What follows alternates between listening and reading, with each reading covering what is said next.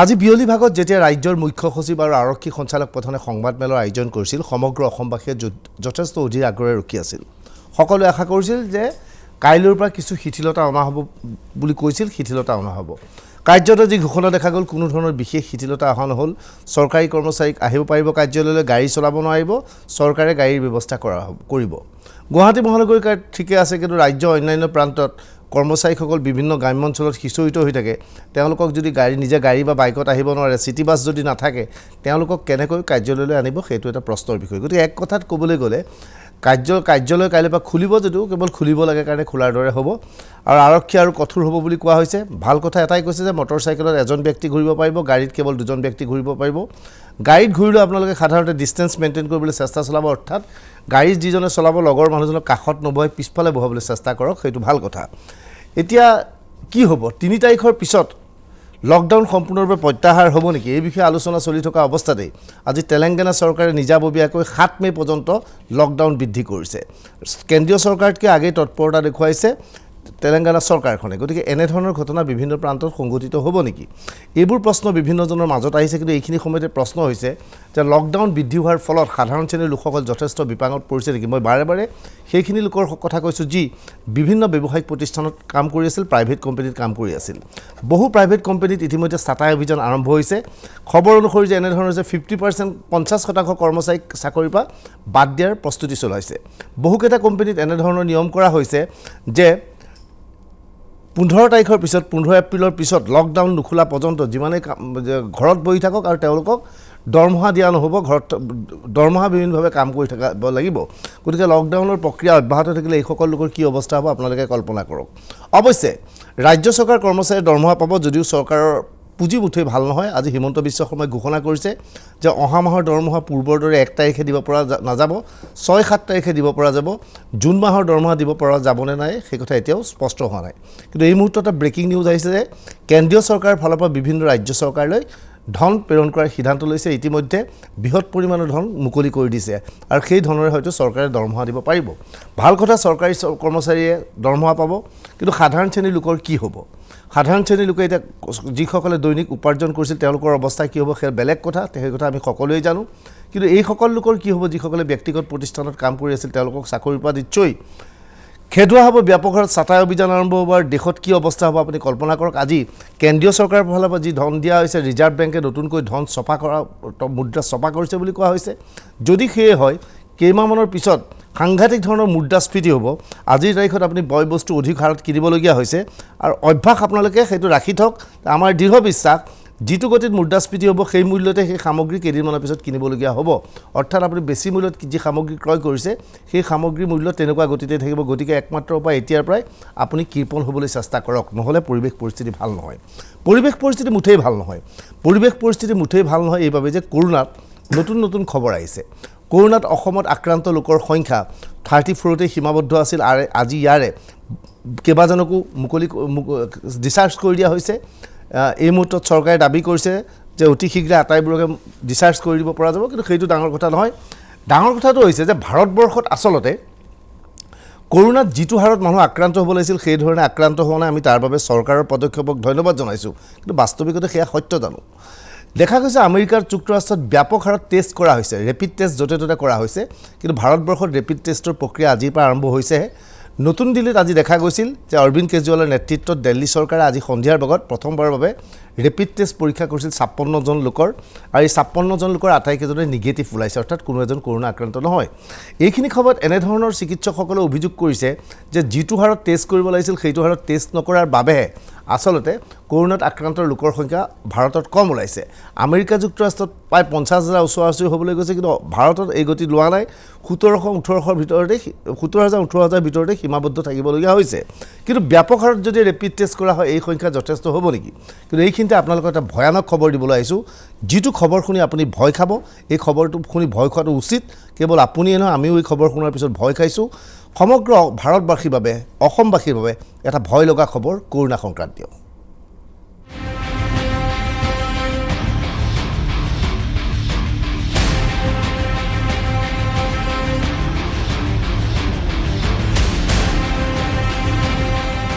Corona আক্ৰান্ত ৰোগীৰ লক্ষণ কি সেই কথা আপুনি নিশ্চয় ভালকৈ জানে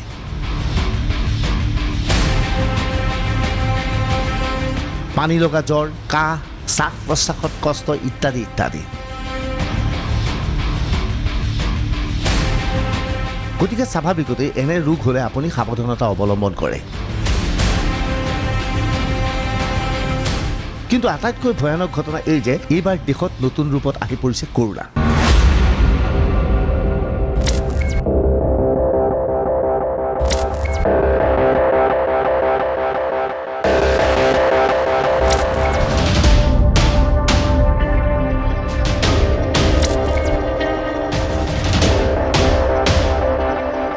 ইতিমধ্যে ২৪ ঘণ্টা অনুষ্ঠানত আমি পূৰ্বে বাতৰি সম্প্ৰচাৰ কৰি কৈছিলোঁ যে চীনত নতুন ৰূপত কৰোনা দেখা দিছে। সেই বাতৰি বহুতেই বিশ্বাস কৰা নাছিল, কিন্তু বাস্তৱ সত্যটো হ'ল এতিয়া এইখন ভাৰতবৰ্ষত নতুন ৰূপত কৰোনা আহি পৰিছে।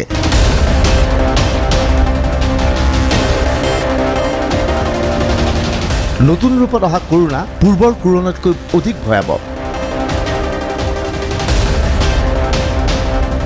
গতিকে আপুনি সাৱধানে থকাটো অতিকৈ প্ৰয়োজনীয় হৈ পৰিছে। ৰ'ব, আপুনি সাৱধানে থাকিলেও লাভ নাই, আপুনি সাৱধানে থাকিলেও আপুনি কৰোনাত আক্ৰান্ত হ'ব পাৰে।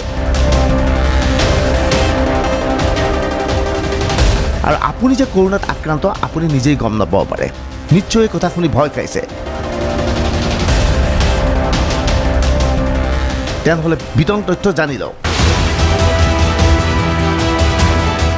নতুন ৰূপত কৰোনা আহি গ'ল।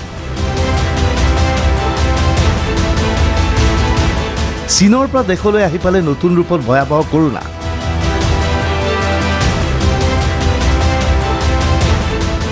আপোনাৰ কাহ হোৱা নাই,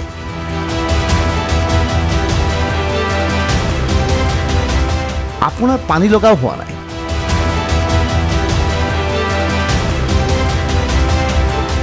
আপোনাৰ জ্বৰো হোৱা নাই,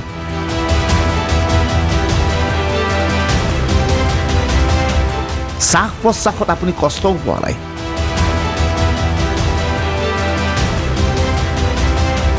তৎসত্বেও আপুনি কৰোনাত আক্ৰান্ত হ'ব পাৰে।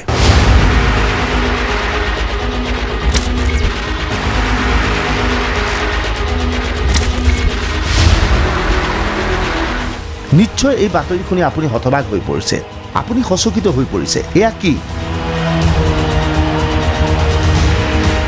আপুনি সঁচাকৈ কৰোনাত আক্ৰান্ত হয় নে নহয় আপুনি কেনেকৈ জানিব? ইমান দিনে আমি জানিছিলোঁ জ্বৰ, পানী লগা, শ্বাস প্ৰশ্বাসত কষ্ট ইত্যাদি হ'লে কৰোনাত আক্ৰান্ত হোৱাৰ সম্ভাৱনা থাকে। তেনে অৱস্থাত আপুনি বা মই চিকিৎসকৰ কাষলৈ গ'লোহেঁতেন, কিন্তু আপোনাৰ বা মোৰ অজ্ঞাতেই আমাৰ শৰীৰত এতিয়া কৰোনা ভাইৰাছে আক্ৰান্ত কৰিব পাৰে। কৰোনা ভাইৰাছত আপুনি মই সংক্ৰমিত হ'ব পাৰোঁ, কিয়নো এইবাৰ কৰোনা ভাইৰাছত আক্ৰান্ত হোৱা ৰোগীৰ নতুনকৈ কোনো লক্ষণ দেখা নাই।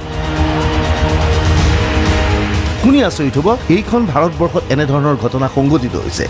তেনেহ'লে তথ্য সহকাৰে জানি লওক এই ভয়ানক কাহিনী। নতুন ৰূপত কৰোনা ইতিমধ্যে নতুন দিল্লীত আহি পালে। নতুন দিল্লীত ইতিমধ্যে নতুন বহু ৰোগী ওলাইছে যিসকলৰ শৰীৰত কৰোনাৰ কোনো লক্ষণ পোৱা হোৱা নাই। না পানী লগা জ্বৰ, না চৰ্দি অথবা মূৰৰ বিষ, তৎসত্বেও এওঁলোক কৰোনাত আক্ৰান্ত বা কৰোনা পজিটিভ বুলি প্ৰমাণিত হৈছে। হঠাৎ হতবাক হৈ পৰিছে দিল্লী চৰকাৰ। এয়া কেনেকুৱা কৰোনা আক্ৰান্ত? শৰীৰত নাই কোনো ধৰণৰ লক্ষণ। যোৱা ৪৮ ঘণ্টাত দিল্লীৰ অৰবিন্দ কেজৰিৱালৰ নেতৃত্বাধীন চৰকাৰখন যথেষ্ট বিপাঙত পৰিছে। ৰাজ্যৰ বিভিন্ন প্ৰান্তত বিভিন্নজনক এইবাৰ তেওঁলোকে বিশেষ টেষ্টৰ ব্যৱস্থা কৰিছিল। মূলতঃ সেই অঞ্চলত কৰোনা আক্ৰান্ত লোকৰ সংখ্যা চাই ৰেড জোনৰ একাংশ লোকক পৰীক্ষা কৰা হৈছিল। পৰীক্ষা কৰাৰ অন্তত নাটকীয়ভাৱে দেখা গ'ল ইয়াৰে ১৮৬জন ৰোগী এনেকুৱা যে যাৰ শৰীৰত কৰোনাৰ কোনো লক্ষণ নাছিল। তেওঁলোকক পৰীক্ষা কৰাৰ বাবেহে প্ৰমাণিত হ'ল তেওঁলোক কৰোনা আক্ৰান্ত। যদিহে তেওঁলোকক পৰীক্ষা কৰা নহ'লহেঁতেন তেওঁলোক কৰোনা আক্ৰান্ত বুলি গম পোৱা নগ'লহেঁতেন। ইতিমধ্যে কৰোনা আক্ৰান্ত তথা লক্ষণ দেখা নিদিয়া এই লোকসকলে দিল্লীত মুকলিভাৱে ঘূৰা পকা কৰি আছিল। এই লোকসকলে দিল্লীত বহু লোকৰ মাজত কৰোনা সংক্ৰমিত কৰিছে বুলি ধাৰণা কৰা হৈছে। ৰ'ব দিল্লীৰ মুখ্যমন্ত্ৰী অৰবিন্দ কেজৰিৱালৰ এই বক্তব্য শুনাৰ পিছত সকলো কথা আপোনাৰ স্পষ্ট হৈ পৰিব। कल हमारे पास 736 केसेस के टेस्ट की रिपोर्ट आई। उन 736 में से 186 कोरोना के मरीज़ निकले, यानी कि 25% लोग कोरोना के मरीज़ निकले। 186 तो काफ़ी ज़्यादा है। ये 186 के 186 सभी एसिम्टोमेटिक हैं। इनमें किसी में भी सिम्टम्स नहीं है, किसी को बुखार नहीं है, किसी को खांसी नहीं है, किसी को सांस की शिकायत नहीं थी। उनको पता ही नहीं था कि उनको कोरोना है, उनको पता ही नहीं था कि वो कोरोना लेके घूम रहे हैं इधर उधर। ये और भी ख़तरनाक बात है कि कोरोना फैल चुका है, बहुत सारे लोग कोरोना लेके घूम रहे हैं, और ये बीमारी ऐसी है कि किसी को पता भी नहीं चलता कि मुझे बीमारी हो गई है। कई बार सिम्टम्स नहीं आते, बीमारी हो जाती है, किसी आदमी का इम्यून सिस्टम स्ट्रॉन्ग है और वो घूमता रहता है। কেজৰিৱালৰ বক্তব্য শুনিলে দিল্লীৰ মুখ্যমন্ত্ৰীৰ ভাষ্য এয়া। দিল্লীত 186জন নতুন ৰোগী ওলাইছে যাৰ শৰীৰত কৰোনাৰ কোনো লক্ষণ নাই। তেনেহ'লে ভাবি চাওক, লকডাউন খোলাৰ পিছত এই লোকসকল যদি অসমলৈ আহে তেনেহ'লে কি পৰিৱেশৰ সৃষ্টি হ'ব। তাতোকৈ ভয়ানক, দিল্লীত এই 186জন লোকৰ মাজত এনে এজন ব্যক্তিক পোৱা গৈছে যি খাদ্য সামগ্ৰী যোগান ধৰিছিল। তেওঁ বিভিন্নজনৰ সৈতে পোনপটীয়া সম্পৰ্ক স্থাপন কৰিছিল। এই তথ্য এতিয়া সন্মুখলৈ অহাৰ পিছত আৰু ভয় খাইছে দিল্লী চৰকাৰে। तो ये 186 लोग अपनी अपनी ज़िंदगी में घूम रहे थे। इनमें एक व्यक्ति से जब हमने बात की, उसने बताया जी मैं फलाने फलाने फूड सेंटर में, हम लोगों को खाना बांटते हैं ना, दिल्ली सरकार लोगों को खाना बांटती है, पका हुआ खाना रोज़ देते हैं हम, लंच और डिनर। वो कहता है जी मैं पिछले कुछ दिनों से रोज़ सरकार के फूड सेंटर में जाके खाना बंटवाने का काम कर रहा था। आप सोचो उसने वहाँ कितने लोगों को इन्फेक्ट कर दिया होगा। तो मैंने आज ही आदेश दिए हैं उस फूड सेंटर में जितने लोग आते हैं, मैं एज्यूम कर रहा हूँ कि डेली वही लोग आते होंगे एक सेंटर में खाना खाने के लिए, उन सब की रैपिड टेस्टिंग करवाएंगे जितने भी लोग आते हैं। और दिल्ली में जितने भी हमारे फूड सेंटर्स हैं, उन सभी फूड सेंटर्स में खाना बांटने वाले सभी वॉलंटियर्स का और कर्मचारियों का हम रैपिड टेस्टिंग कराएंगे। এনে অৱস্থাত অসমতো যে নতুন ৰূপত অহা কৰোনাত বহু লোক আক্ৰান্ত হ'ব পাৰে তাৰ কোনো নিশ্চয়তা নাই। আজিৰ তাৰিখত আমি গৰ্ববোধ কৰিছোঁ যে অসমত কৰোনা আক্ৰান্ত সংখ্যা যথেষ্ট নহয়। ইয়াক লৈ বিভিন্ন গুজবো চলিছে। একাংশ অসমীয়াৰ মাজত এনেধৰণৰ প্ৰচাৰ চলিছে, অসমীয়াৰ পূৰ্বপুৰুষ কলেৰা মহামাৰীৰ পৰা আক্ৰান্ত কৰি বিভিন্ন মহামাৰীত আক্ৰান্ত হোৱাৰ বাবে প্ৰয়োজনীয় বিভিন্ন টীকা লৈছিল। সেই টীকাৰ বাবে অসমৰ লোকৰ প্ৰতিৰোধ শক্তি যথেষ্ট বেছি।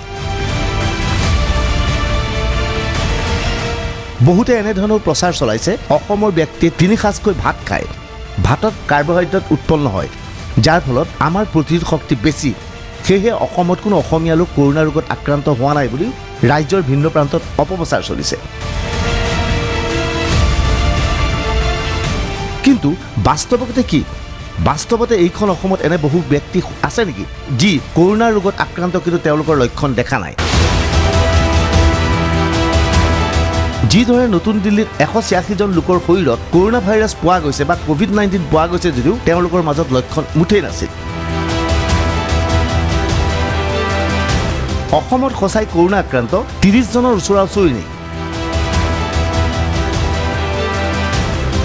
অসমত ৰেপিড টেষ্ট কাৰ্যকৰী হোৱা নাই কিয়? ইতিমধ্যে দেশৰ বহু বিশেষজ্ঞ চিকিৎসকে দাবী কৰিছে বিশ্বৰ অন্য দেশত যি ধৰণে কৰোনাৰ টেষ্ট হৈছে সেই ধৰণৰ টেষ্ট ভাৰতবৰ্ষত হোৱা নাই। কেমেৰাৰ সন্মুখত কোনো এজন চিকিৎসকে মুখ খুলিবলৈ বিচৰা নাই নিৰাপত্তাহীনতাৰ ভাৱে। কিন্তু চিকিৎসকসকলে বিভিন্নজনক কৈছে দেশ তথা অসমত পৰ্যাপ্ত পৰিমাণৰ কৰোনা পৰীক্ষা হোৱা নাই। এইখন অসমৰ কথাই চোৱা হওক, আপোনাক বাৰু কৰোনাৰ টেষ্ট কৰা হৈছেনে? নিশ্চয় নাই কৰা। জামাতীৰ সৈতে যাৰ সম্পৰ্ক আছিল সেইসকল লোকক পৰীক্ষা কৰা হৈছিল। আন নালাগে স্পেনিছ গাৰ্ডেনত এজন লোক কৰোণাত আক্ৰান্ত হ'ল যদিও স্পেনিছ গাৰ্ডেনৰ লোকসকলক এতিয়া কৰোণা পৰীক্ষা কৰা হোৱা নাই। এনে অৱস্থাত প্ৰশ্ন হয় ৰেপিড টেষ্ট কেতিয়া আৰম্ভ হ'ব? সোমবাৰে হিমন্ত বিশ্ব শৰ্মাই দাবী কৰিছে ইতিমধ্যে অসমলৈ দিল্লীৰ পৰা প্ৰায় 10,000 ৰেপিড টেষ্টৰ কিট আহিছে। 9,600 এই ৰেপিড টেষ্ট কিট আমাক পঠাই দিছে। 9,600 অসম চৰকাৰে চীন দেশৰ গুৱাংজু প্ৰদেশৰ পৰা তাতে উণ্ডফ্লো বায়'টেক বুলি আৰু এটা কোম্পানী আছে যিটো ICMR ৰিকগনাইজ, তাৰ পৰা আমি আৰু টেষ্ট কিট আহৰণৰ বাবে চেষ্টা কৰি আছো। আমি ভাবো যে এতিয়ালৈকে কোনো ৰাজ্য চৰকাৰে নিজে টেষ্ট কিট আনিব পৰা নাই। অসম আমি হয়তো আনিব পাৰো, পৰহিলৈকে হয়তো আমাৰ এডিশ্যনেল ষ্টক আহিব, কিন্তু দুইটাই চীন দেশৰ পৰাই আহিব। কিন্তু এইখন অসমত মাত্ৰ 10,000 ৰেপিড টেষ্ট কিট আহিছে। এই 10,000 ৰেপিড টেষ্ট কিটৰে আপোনাৰ মোক পৰীক্ষা কৰিব পৰা যাব নেকি? এই টেষ্ট নকৰিলে নতুন ৰূপত অহা কৰোণাত আপুনি আক্ৰান্ত হ'লেও আপোনাক চিনাক্ত কৰিব নোৱাৰিব। তেনে অৱস্থাত কেনে এক ভয়ানক পৰিস্থিতিৰ সৃষ্টি হ'ব পাৰে আপুনি মাথো কল্পনা কৰক। ৰেপিড টেষ্ট অসমত কাক কৰা হ'ব? আপোনাৰ বা মোক টেষ্ট কৰা হ'বনে? আমাৰ মাজত যদিহে লক্ষণবিহীনভাৱে কৰোণা আক্ৰান্ত আছে তেনেহ'লে ধৰা পৰিব কেনেকৈ? কেৱল চিকিৎসকৰ সুৰক্ষাৰ বাবে ৰেপিড টেষ্ট নেকি? হিমন্ত বিশ্ব শৰ্মাই দাবী কৰিছে চিকিৎসালয়ত ব্যস্ত থকা চিকিৎসকসকলে অন্যান্য ৰোগীসকলক চাবলৈ ভয় কৰিছে, সেয়েহে তেওঁলোকৰ ক্ষেত্ৰত ৰেপিড টেষ্ট ব্যৱহাৰ কৰা হ'ব। লগতে ক'ত ক'ত ৰেপিড টেষ্ট ব্যৱহাৰ কৰা হ'ব সেই তথ্যও সদৰি কৰিছে হিমন্ত বিশ্ব শৰ্মাই। এই 9,600 কিটৰ 50টা কিট আমি স্পেনিছ গাৰ্ডেনত ৰেণ্ডম চেকিং কৰিম। তাৰ পিছত যদি দেখো স্পেনিছ গাৰ্ডেন মুক্ত হৈ আছে, আমি তেওঁলোকক কণ্টেইনমেণ্ট জোনৰ পৰা আঁতৰাই দিম। 25টা কিট আমি আঠগাঁও কবৰস্থানত কৰিম আৰু 250 ৰেণ্ডম টেষ্টিং আমি লাহৰীঘাটত কৰিম। এইখিনি কৰাৰ পিছত বাকী কিটখিনি আমাৰ মেডিকেল কলেজ আৰু চিভিল হস্পিটেলবিলাকত থাকিব। ইয়াত পেচেণ্ট আহিব, ডক্টৰসকলে ট্ৰিটমেণ্ট কৰাৰ আগতে ৰেণ্ডম টেষ্ট কৰিব। যদি ডক্টৰসকলৰ মনত ভাৱ হয় যে এওঁৰ কিজানি কোভিড আছে, নহ'লে ডক্টৰসকলে কোভিড কেছ নাচায় আৰু 2 ঘণ্টা 3 ঘণ্টাত মানুহৰ মৃত্যু হয়। যোৱা কেইদিনমান আগতে নেম কেয়াৰত এটা দুখজনক ঘটনা ঘটিলে, কাৰণ আজি আমি টেষ্ট কৰিলে 6 ঘণ্টাৰ কাৰণে ৰখি থাকিব লাগে। 6 ঘণ্টাতটো কাৰ্ডিয়েক এৰেষ্ট পেচেণ্ট এটাকটো আমি উইদাউট ট্ৰিটমেণ্ট ৰাখিব নোৱাৰো। হিমন্ত বিশ্ব শৰ্মাই মাত্ৰ 10,000 কিট লৈ অসমত টেষ্ট আৰম্ভ কৰিব ওলাইছে। কিন্তু ইতিমধ্যে যিহেতু ভাৰতবৰ্ষত নতুন ৰূপত কৰোণা আহি পালে, সেই কৰোণা আক্ৰান্ত লোকসকলক কেনেকৈ চিনাক্ত কৰা হ'ব? এই কৰোণা আক্ৰান্ত লোকসকলে সমগ্ৰ ৰাজ্যত বিয়পাই পেলাব নেকি মাৰাত্মক কৰোণা? ৰ'ব, তাৰ আগতে এই টেষ্ট কেনেকৈ কৰা হয় সেয়া জানি লওক। প্ৰথম আমি এই ব্লাডটো লৈ পেলাই IgM আৰু IgG দুইটা কিটৰ ওপৰত আমি থৈ পেলাই এই যে সৰু সৰু ফ্ৰববিলাক আমি দেখিছোঁ, এইটো দি আমি এই সৰু বটলটোৰ পৰা সলিউশ্যন ল'ম। লৈ দুইটা ব্লাডৰ ওপৰত আমি সলিউশ্যন মিক্স কৰিম। দুইটা সলিউশ্যন মিক্স কৰিলে 15 মিনিটৰ ভিতৰত আমি দুটা ৰিজাল্ট পাম যে এটা আজিৰ দিনত তেওঁৰ এক্টিভলি তেওঁৰ কোভিড হৈ আছে নেকি। দ্বিতীয়তে যিটো IgG বুলি টেষ্ট কয়, তাৰ পৰা আমি গম পাম যে এসময়ত তেওঁৰ কোভিড হৈছিল নেকি। এতিয়া যিবিলাক আমি লেবৰেটৰী টেষ্ট কৰোঁ, আজিৰ দিনত কোভিড আছে নাই সেইটোহে আমি গম পাওঁ, কিন্তু 28 দিন আগত কোভিড হৈছিল নেকি, 20 দিন আগত কোভিড হৈছিল নেকি, এইটো আমি গম নাপাওঁ। এইটো কিটত আমি সেইটো গম পালে আমি যেনেকে মনীষ ত্ৰিপুৰীয়ালটো আমি ধৰিছিলোঁ যে কেতিয়া হ'ল, এতিয়া এই IgG কিটৰ মাধ্যমেদি আমি বুজি পাম যে কিমান দিনৰ পৰা হৈ আছে। তেতিয়া কন্ট্ৰেক্ট ট্ৰেচিং কৰা একজেক্টলি কন্ট্ৰেক্ট ট্ৰেচিং কৰা আমাৰ কাৰণে লাভ হ'ব ভয়াৱহ ৰূপত আহি আছে এইবাৰ কৰোনা ভাইৰাছ যদিহে কোনো ধৰণৰ লক্ষণ নেদেখাকৈ কৰোনা ভাইৰাছ আমাৰ শৰীৰত সংক্ৰমিত হয় তেনেহ'লে পৰিৱেশ পৰিস্থিতি কি হ'ব ভাবি চাওক এনে অৱস্থাত দিল্লীৰ দৰে অসমতো ব্যাপক হাৰত কৰোনা টেষ্ট কৰাটো প্ৰয়োজনীয় হৈ পৰিব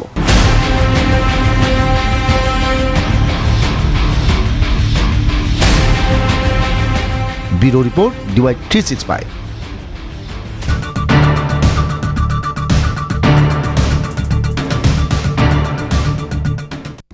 আজিৰ দিনটোত মণিপুৰ আৰু গোৱাৰ মুখ্যমন্ত্ৰীয়ে পৃথকভাৱে সাংবাদিকৰ ওচৰত দাবী কৰিছে তেওঁলোকৰ ৰাজ্যকেইখন কৰোনামুক্ত অৰ্থাৎ কৰোনাত তাত যি ৰোগী আক্ৰান্ত হৈছিল সেই ৰোগীক সম্পূৰ্ণৰূপে ভাল হৈ এতিয়া তেওঁলোকক হস্পিটেলৰ পৰা বিদায় দিয়া হৈছে কৰোনামুক্ত বুলি দুইখন ৰাজ্যৰ মুখ্যমন্ত্ৰীয়ে কৈছে কিন্তু ইয়াক খণ্ডন কৰিছে ৰাজ্যৰ স্বাস্থ্যমন্ত্ৰী হিমন্ত বিশ্ব শৰ্মাই হিমন্ত বিশ্বৰ মতে যে কৰোনামুক্ত বুলি কোৱাটো উচিত নহয় কৰোনা যিকোনো মুহূৰ্তত হ'ব পাৰে কৰোনাৰ আশংকা দীঘলীয়া আছে যিকোনো সময়তে কৰোনা হোৱাৰ সম্ভাৱনা আছে এতিয়াও পাহৰি গ'লে নহ'ব আমাৰ লকডাউন হৈ আছে লকডাউন খোলাৰ লগে লগে ৰাজ্যৰ ৰাজ্যৰ বাহিৰৰ ভিন্ন প্ৰান্তত আবদ্ধ হৈ থকা অসমৰ লোকসকল উভতি আহিবলৈ চেষ্টা কৰিব প্ৰায় 4 লাখ লোক আহিবলগীয়া আছে এই লোকসকলে যদিহে কৰোনা ভাইৰাছ কৰিহে আনে যদিহে একেলগে আটাইবোৰ মানুহ আহি পায় আৰু যদিহে এই মানুহবোৰ একেলগে আহি পায় আটাইবোৰ মানুহকে 4 লাখ মানুহক টেষ্ট কৰাটো সম্ভৱপৰ হ'বনে আজি হিমন্ত বিশ্ব শৰ্মাই জনাইছে যে যি ৰেপিড টেষ্ট কিট আনিছে মাত্ৰ 9600হে আহিছে আৰু অধিক আহিব কিমান আহিব খুব বেছি 1 লাখ আহিব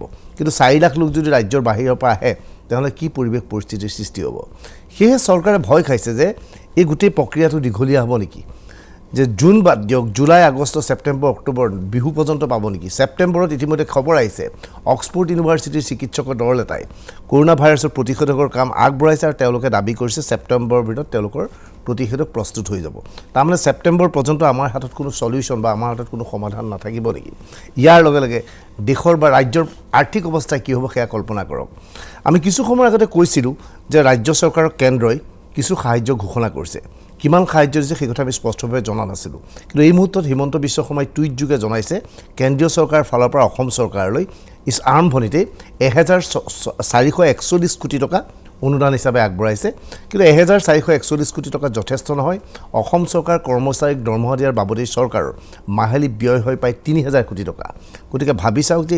1441 কোটি টকা এখন ৰাজ্যৰ বাবে যথেষ্ট নহয় ৰাজ্যৰ সকলো স্থবিৰতা আছে ক'ৰবাত চৰকাৰে ধন ঘটিব পৰা পথ নাই কিন্তু আজি মুখ্য সচিবৰ সংবাদমেলত দেখা গ'ল যে একো বিশেষ ৰেহাই নিদিলে দোকান বজাৰ খোলাৰ কথাও নক'লে এইখিনি সময়তে দিছপুৰৰ পৰা এটা খবৰ আহিছে যে ৰাজ্যৰ আবকাৰী মন্ত্ৰী পৰিমল শুক্লবৈদ্য বৰ্তমান বৰাক উপত্যকাত আছে মূলতঃ 3খন জিলাৰ তেওঁ দায়িত্ব দিয়া আছিল কৰোনা বিষয়ক লৈ পৰিমল শুক্লবৈদ্য পৰহিলৈ বা তাৰ পিছৰ দিনা গুৱাহাটী আহি পাব ইয়াৰ পিছত ৰাজ্য চৰকাৰৰ উচ্চ ফাইনেন্স বিভাগৰ বিত্ত বিভাগৰ সৈতে আলোচনা হ'ব হয়তো বৃহস্পতি বা শুকুৰবাৰে ৰাজ্যৰ ওয়াইন শ্বপ বুলো খুৰৰ বিপণীসমূহ পুনৰ খুলি দিয়া হ'ব এনেধৰণৰ এটা খবৰ আহিছে দিছপুৰৰ পৰা কিন্তু অফিচিয়েলি কোনো জনোৱা নাই আনঅফিচিয়েলি সূত্ৰ যে চলিত সপ্তাহতেই পুনৰ খুৰৰ বিপণীসমূহ খুলি দিয়া হ'ব